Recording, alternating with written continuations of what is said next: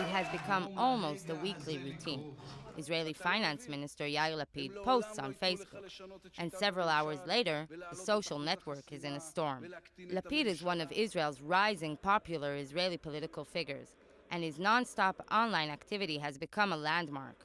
He communicates on a daily basis with more than 220,000 fans of his official page, posting photos and status updates, responding to comments, and giving periodic live interviews.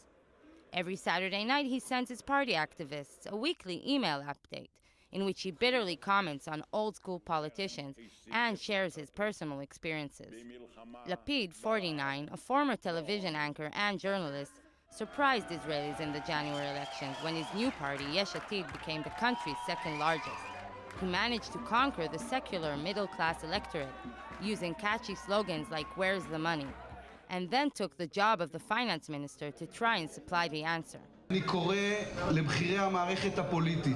call on political leaders to work with me together to form the widest possible government, which will include moderate elements from the left and the right to bring about real change in Israel.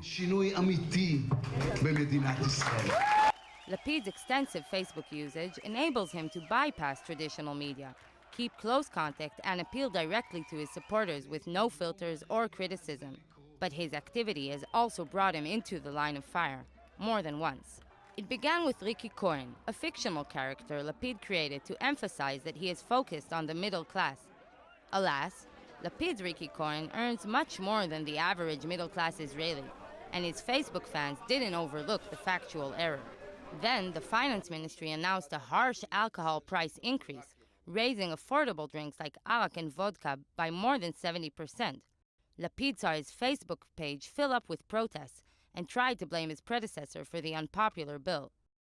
The latest chapter in Lapid's Facebook romance occurred over the weekend. The finance minister gave a long interview to Yediot Achronot, his former home newspaper. Besides admitting that he broke his campaign promise not to harm the middle class, most of his voter base, Lapid addressed the marijuana legalization issue. It wouldn't harm me politically if I said I smoked marijuana, but I didn't. I decided at a young age that I'm against it. Do I need to pretend that I smoke so that someone will think I'm nice? It's idiotic. Just a few hours after the interview was published, Facebook started to explode with shared testimonies from two different people that wrote about their experiences smoking cannabis with the finance minister. After that, the public debate went wild. 2 times Lapid has been portrayed as giving in to Facebook bloggers and comments, but this time he kept silent and has not yet responded to the allegations. While Lapid is immersed in his Facebook quarrels, his Yesh Atid party continues to lose popularity in the polls, and a series of unpopular moves have definitely had their mark. Lapid may yet find that being on Facebook is an easy option when aspiring to power, but staying on it can be politically costly.